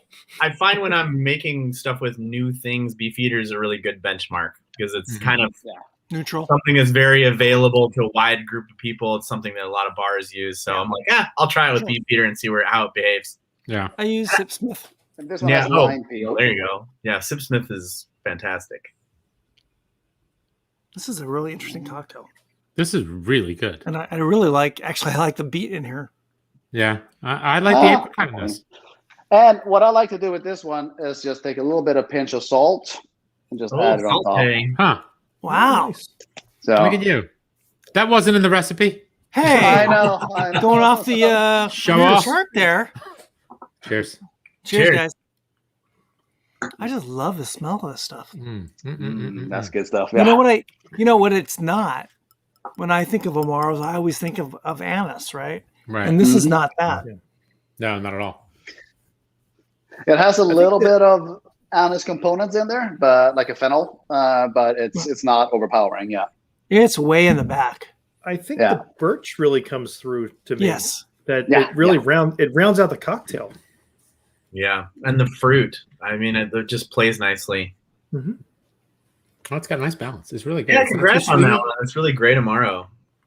Thank you. Mm-hmm. Actually, so I don't care that much for competitions. Now and then you always have to drop your spirit in just to see how it compares, right? This Amaro, actually, we won double gold at the San Francisco World Spirits Competition this year, so that was pretty amazing. Oh, congratulations! So, Martin, when you're concocting, when you're concocting and playing with ideas, are you thinking of cocktails and where this spirit's going to go to, or you're thinking it on its own? Yeah, I'm like, dude, I like herbaceous stuff. I'm going to make something that I want to drink. Like, I want something that I can sit and sip and taste everything that goes into it. So that's a mindset that I go in with. And that's how I build it. And I build it until I like it on my palate. And then for whatever reason, if it's usable or not in cocktails, that's going to come later. That's not even, that's not part of the conversation. It's not part of the thought process. Sure. Andre, when I would think that's probably true of most cultures around the globe, that a local spirit initially is designed to drink on its own. The cocktail thing is secondary. Yeah, I would say so. I mean, I think it's just been in the last, it's probably been almost 10 years where people were really thinking of putting stuff in, designing stuff for cocktails, like House of Ferrand certainly has been, at a forefront of that, making up stuff with David Wondrich from the past and some of that fun stuff, which actually they really have created a number of great products. It's one of those things where the greats make it look easy and then other people try to do it. There's a lot of brands that come out and like, hey, this is great in cocktails. But I feel like if it's not fundamentally sound on its own, it really is going to show over time and nobody's going to care about it eventually. Yeah. So, I mean, this is really Martin's doing it absolutely the right way, where you just have to make a product that's fantastic. And, you just don't know, what creativity people are going to come up with it later, Right. That's on them. Obviously if it's usable, I mean, I always feel like a great product eventually finds its home in the cocktail world in some way, I get a lot of liquors that are trying to be like, this is special for the cocktail market, and it works when it worked when it was gin and let's be high ABV, let's do Navy Strix gin that still tastes good because we need that for cocktails. That kind of stuff is fantastic. But a lot of the stuff, I think people saw that Ancho Race was really successful because it did something really unique, and then everyone came in the market and was like, "Well, I'm hibiscus. Well, I'm coffee. Well, I'm this. Well, I'm that." And some are great, but it's not the way to go. I wouldn't say it's like you don't want to set out being in the cocktailer's arsenal. Just seems like it's not a shortcut, but you're not doing it right. People should be able to enjoy it on their porch with an ice cube, right? Yeah, exactly. Yeah, it feels like many spirits all over the world start off like Martin's family, in great grandma's, kitchen, and then somehow becomes the cultural spirit of the place, and it starts off you're drinking it after dinner, or you're drinking it on its own at a holiday time, and then it somehow migrates into something else, like a cocktail of some sort. And that's probably true of most spirits from that are from a place, from a specific part of the world, right? Yeah, and I think this is what sets this. We'll just become an ad now for Geijer Spirits, right? He's a part. I'll take it. I didn't know I'm not paid by Martin. I don't know Martin, but I'll just say that, coming on here and hearing that this is his grandmother's recipe. I mean, it's really quite rare in liquor these days, especially in the United States, which has gotten pretty cynical, and everybody's doing everything backwards, where they find some money and then they find a brand that they want, and then they find a look, and then they find an artist, and they find, they're these they're Franken businesses. They're Franken. And, you cannot replace having sense memory from childhood drinking glug. I mean, you just can't. I have some, we all childhood drinking glug? Well, yeah, probably. Right. Yeah. You can get arrested for that now. Yeah. Yeah. They start you off with a non-alcoholic glug exists. Then you have light alcoholic. Then you have medium alcoholic, and you have high alcoholic. Training. This is your new business They actually rate them on the alcohol. It's a farm club, farm system. It's like weightlifting. You start with the 5-pound weight, you work to the 10-pound weight. Next thing you know, you're like in the Olympics as a powerlifter. It's the childhood medicinal purposes only. Do you have a cold? I hope. Yes, I do. I hope that after this this session, you'll go back and make a Kinder glug.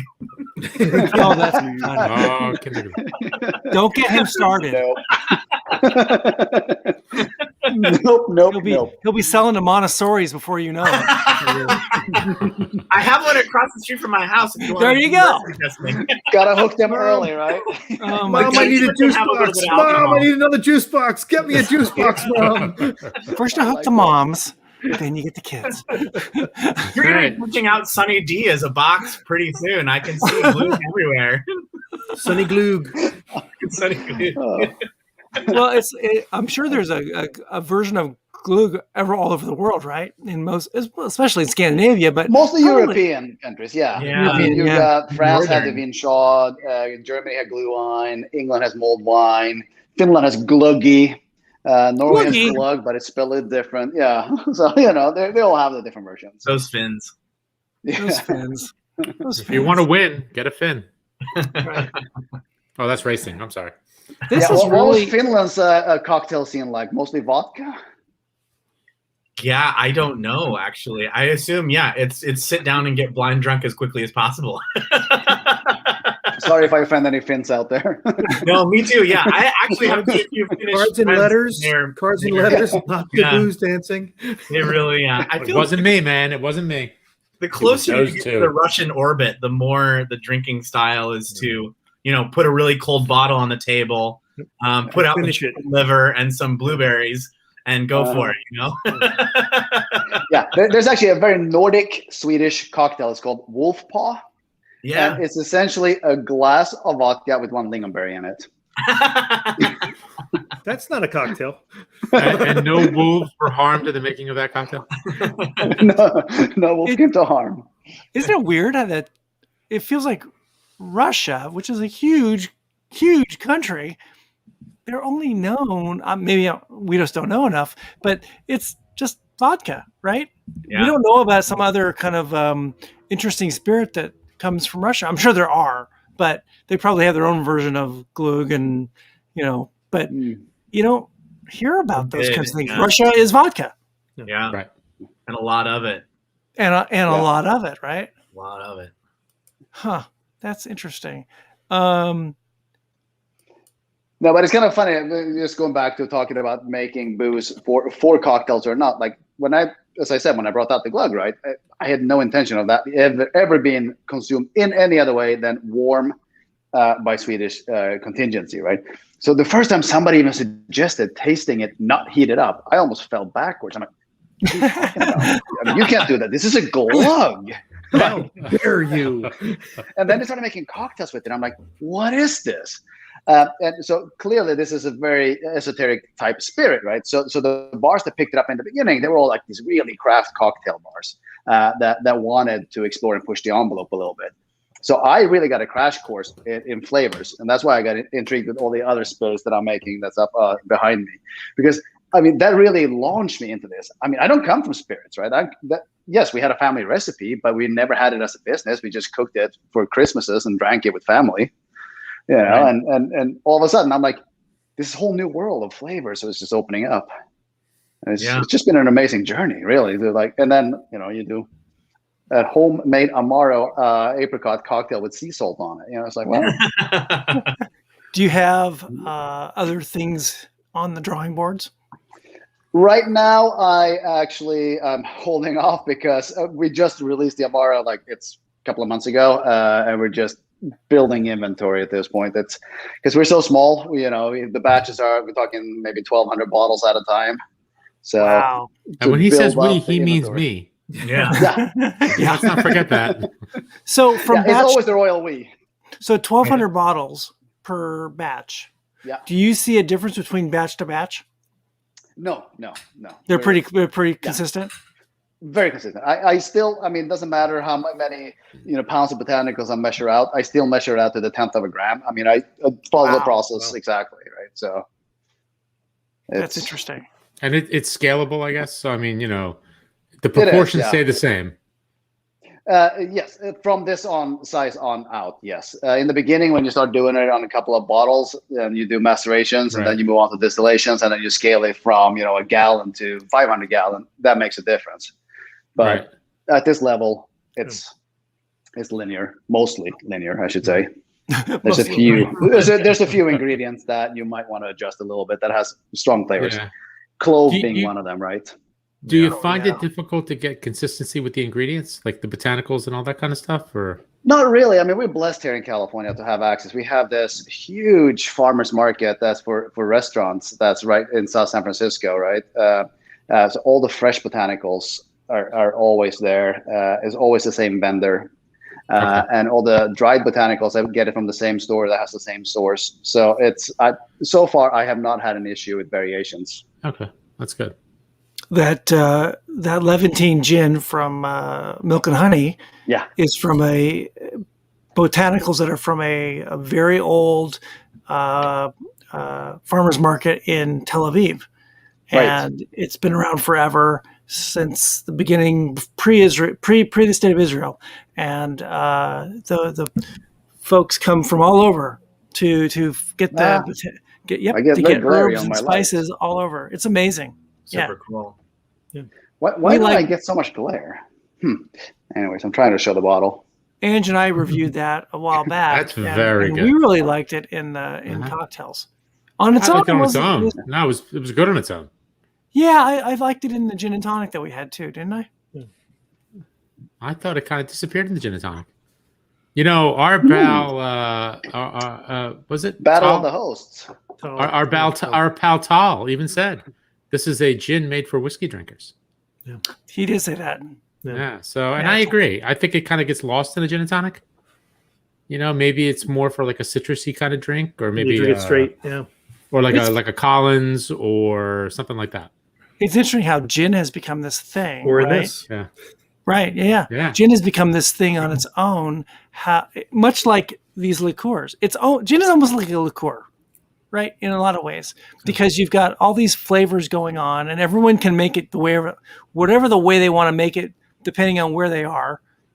No two gins are exactly the same, aside from the big brands, which are kind of the same. But after that, it's very regional. Right? Yeah, it's been exciting to see gin kind of go around the world.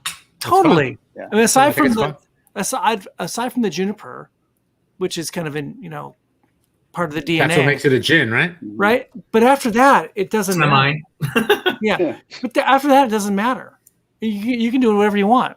From the botanist with their whatever 20-something botanicals from Isla to wherever. Whatever they're doing in Mahon or in Spain or in Levantine gin, it feels almost like a regional liqueur in a lot of ways. Yeah, it's fun. Yeah, minus the sugar. Certainly put their stamp on it. Oh yeah, totally. Yep. Our good friend with his owl. Oh yes, yes. There's a gentleman in. Is he in Scotland? He's in Scotland, right? Scotland. He's in Scotland. He's in Scotland, outside of Edinburgh. Hamish. Right? Hamish. Yeah. Yeah, Hamish. He's got a. What's his company's called? Well, it's the herbal gins in the United States, and it's the botanical gin in England, I think. Everywhere else. Yeah, and he lives on a large plot, basically a farm, where he's growing everything. He grows all kinds of things, and he's taking all of these things and making gin. Yeah, and that's fun. It's roses, it's all kinds of flowers, all kinds of things. And the only thing he didn't have was the juniper. Right. He was bringing that in because that hasn't grown enough that he has that yet. But all the other botanicals are on his farm, and it's amazing to taste what he rolls out there because it's so different. Even though it's gin, it's just different. And like Mike said, this guy Hamish is crazy, not crazy, good crazy. He's got a pet owl, and the owl just flies around in his house. I think the word is eccentric. Maybe eccentric, yes, and also part of the Impex. And part of the Impex. He is. Yes, I'm going to do a co-event with him, and I haven't met him yet. Oh, that's awesome. Oh my God, you guys together would be crazy. Yeah.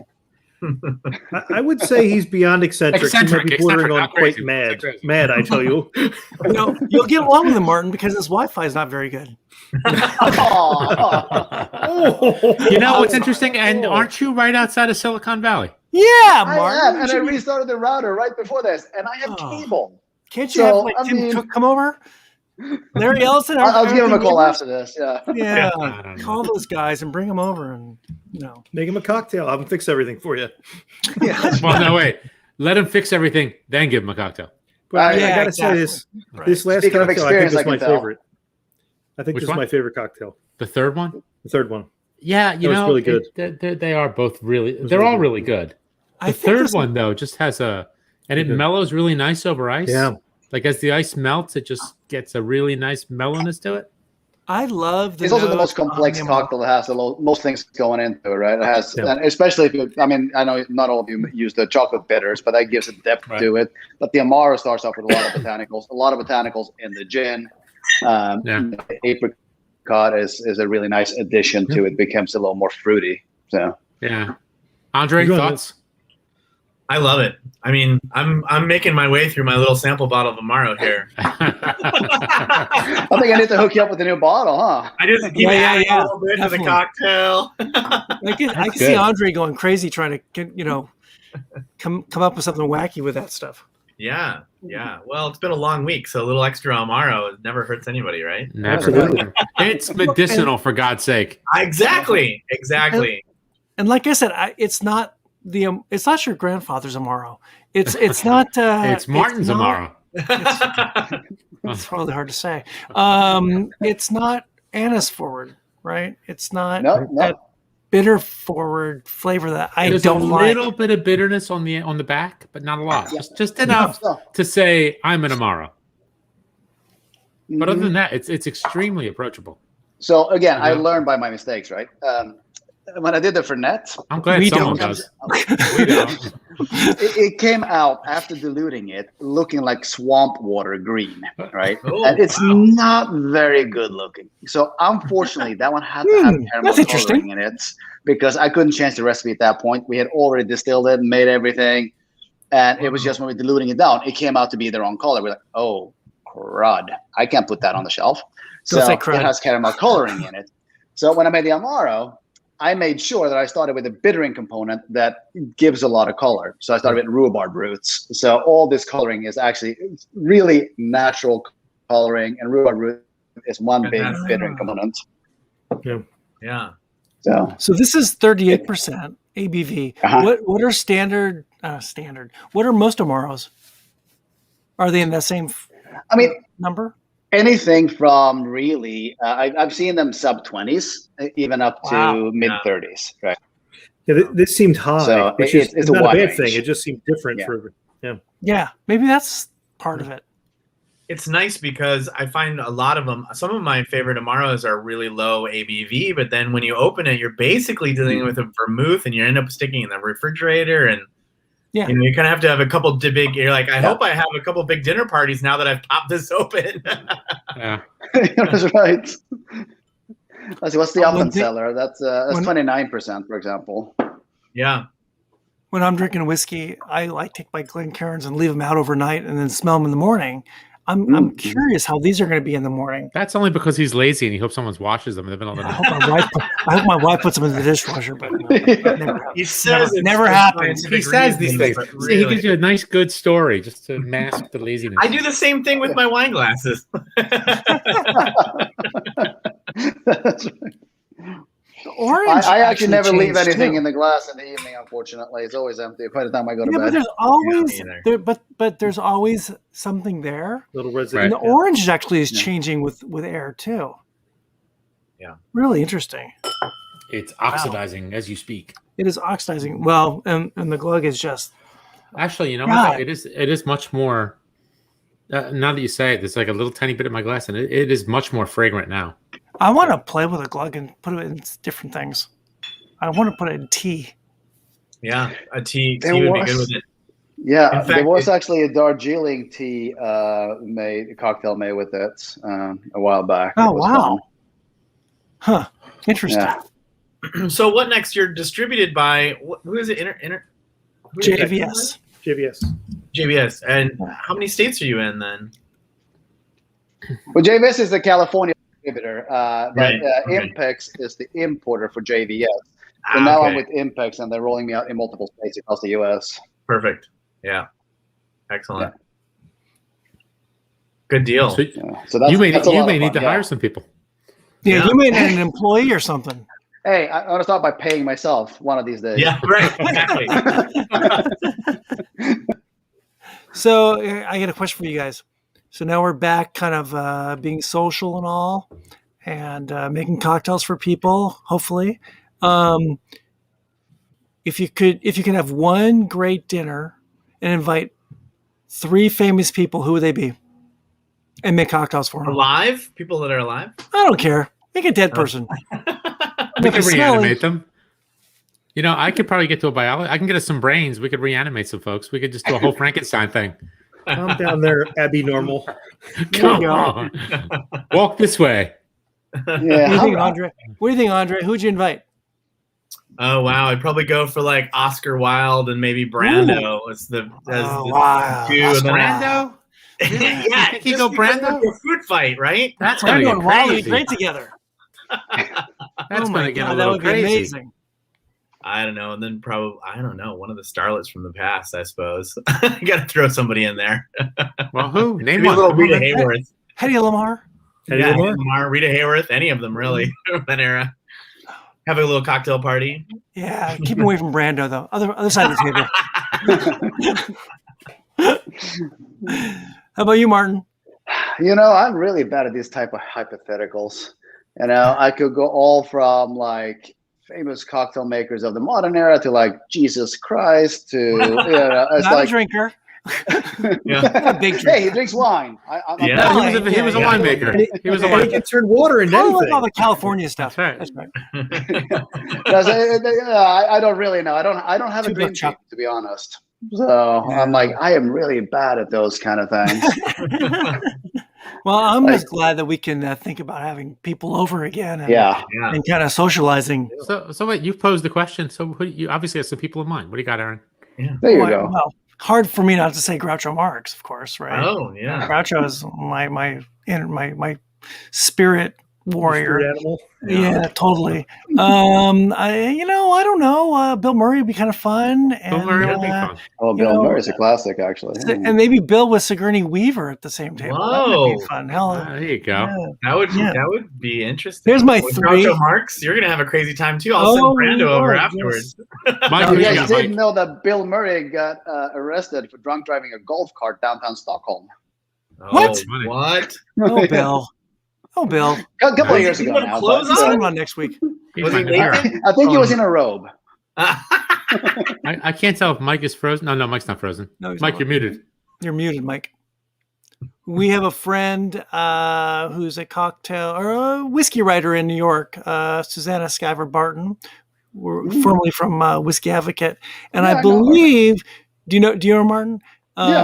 She was at a bar in Brooklyn. Was a few years ago when Bill Murray came in and just kind of got behind the bar and started pouring. Yeah, his son was bartending or owned part of a bar in Brooklyn. Something like that. Yeah. He just came in and started, I believe that's the story, right, Ange? Wasn't that? Yeah, and that sounds Susanna right. was there, and Crazy Bill was like, sloshing together drinks that weren't really well crafted. They were the unwell crafted. Who cares? Imagine. I can have world's worst cocktail by Bill Murray. Tony whiskey. That's right. Hey, gin, whatever. Whiskey, whatever. We don't have whiskey. Pour you a glass of like old granddad and say, "Hey, here's a Manhattan for you." Suntory fun time. Mike, who's your 3, Mike? My 3? Oh, I don't know. You don't know? Come on. You got to get a guy who's like a real drinker. So you get like FDR, Winston Churchill, FDR, FDR, or Teddy Roosevelt. Yeah, those guys were known to throw them back. Oh, Teddy Roosevelt would be fun to have dinner with. Maybe fun. Just telling stories. You got to go with like a John Barrymore, one of those old time Hollywood guys, just known for being drunks, which not in a bad way. They're just fun. Pretty much grab anybody pre-World War II Hollywood, and you'll have really good lush. I got to go with Andres. You got to get a little eye candy. You got to get an old starlet. So sure, Hedy Lamarr, anyone, Dorothy Lamour, anybody would answer the phone. Anybody at all. Why not? That's funny. We had we did a conversation with what's our rum guy? What's our rum? Oh, Mitch and Dawn. Mitch, what's Mitch's Mitch last Wilson name? and Dawn Davies. Yeah, from he also a Impex. Yep. Part of the Impex family. From the Black Top guys? The Black Top guys, yeah. And he had this long story about how Churchill wasn't actually a big drinker, right? Yeah. It was all for show.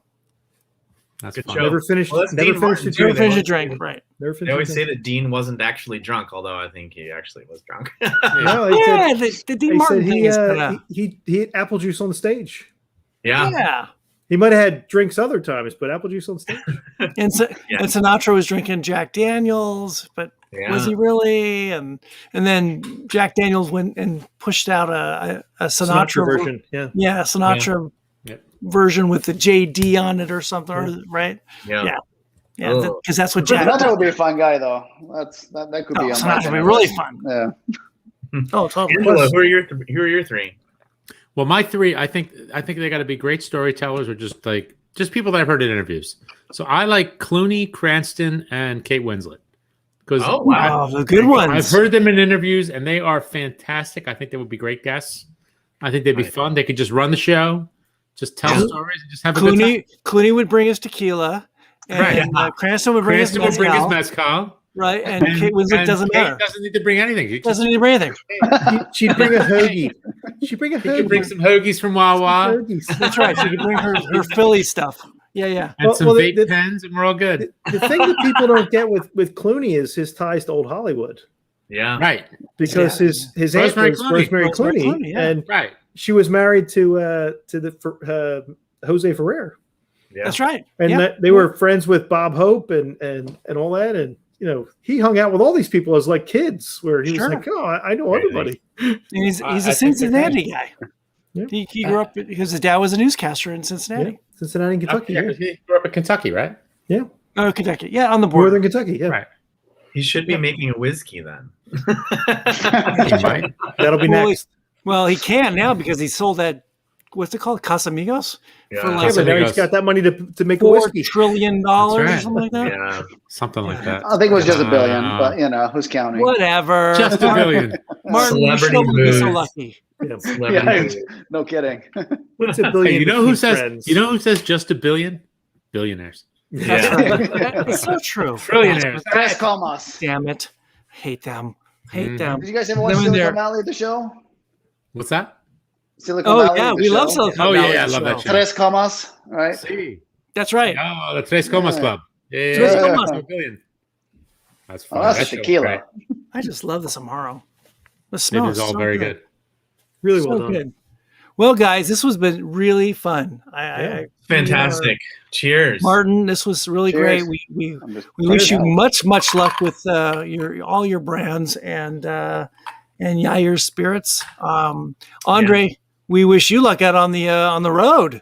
Getting out there Thank with you your guys. books. Really fun with your many books. out with everybody. Really fun. I to look chat. forward to exploring the Gotham City cocktails. And I gotta say, one that I have it here too is Booze and vinyl, baby. booze and vinyl. Yeah. Hey, by the Yeah. way, FYI, Aaron, just so you know, I paid a visit to Andre last night, and the man is 100. He's 1,000% on brand. Oh, I love Bottles it. everywhere. There was a full turntable setup, vinyl records, the whole True. kit, man. Man was That's kitted awesome. How many Andre? How many records do you have? Only a few hundred now. I've culled over the years.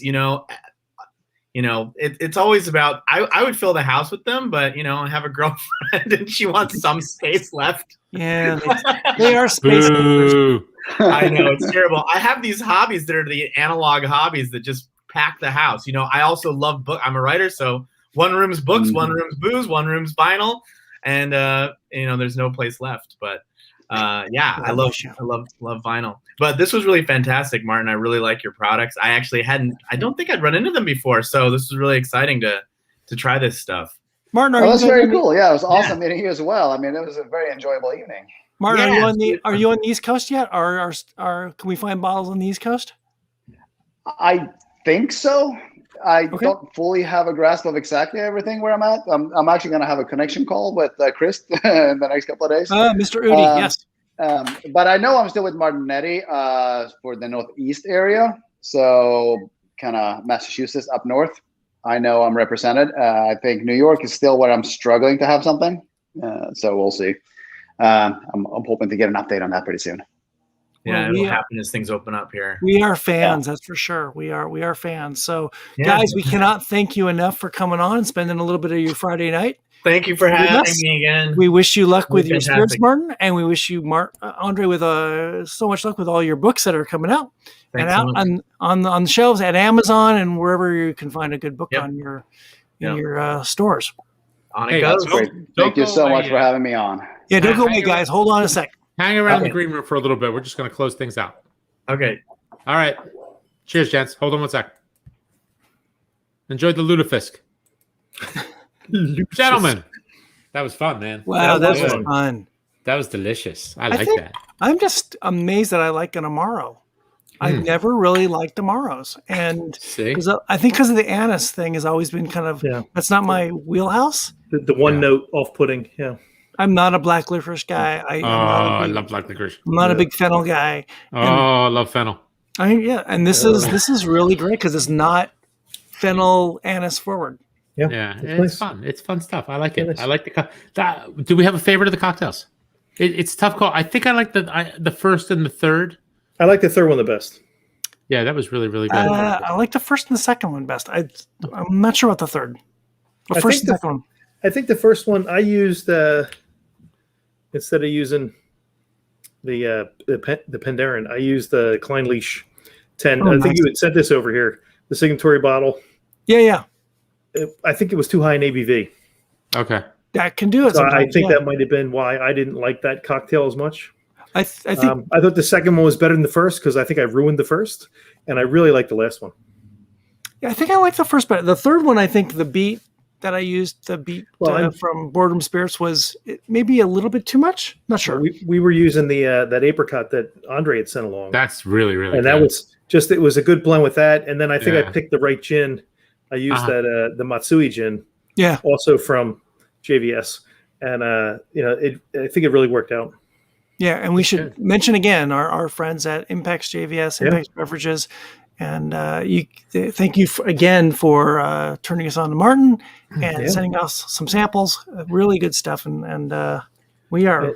And they really comb the globe for quality cocktails and quality cocktail ingredients and quality standalone ingredients. And they keep finding stuff that I don't know people would find on their own. And a while back, Ange, you and I and my wife, we did the Falernum. We did the Falernum and we did the Fernet. Yeah. And the Fernet, that's right. Yeah. Both delicious stuff. Delicious. We enjoyed those. Good. Really good. And I've used both of those. Not the Fernet. The Falernum, I've actually used as a sweetener instead of simple syrup in a couple cocktails. Nice. Yeah. I can see that working really well. Yeah. You don't like too much sugar. And that's interesting that what Martin was saying, it's a balance of, you don't want to get too far off on the sugar content. You got to have some though. And if it gets that happy point, you really can use it as a substitute in other drinks for simple syrup and vermouths. For simple syrup where you don't want so much sugar and you want flavor and not just the sugar because it's got enough sweetness, but then it brings something else to the equation. Yeah. Wow, that was really fun. Really fun. Cool. Can't think of that's enough. We got some credits. Run them. Yeah, you want to close this thing out? Yeah. Shut it down. We're done. Fun. We thank everyone for watching Booze Dancing TV. Thanks for joining us tonight. Have a great, great, great summer. We'll be back with something fun in a few weeks, probably. Cool. Not. All right, man. Let's roll these credits. Or not. Or not. Oh, hush.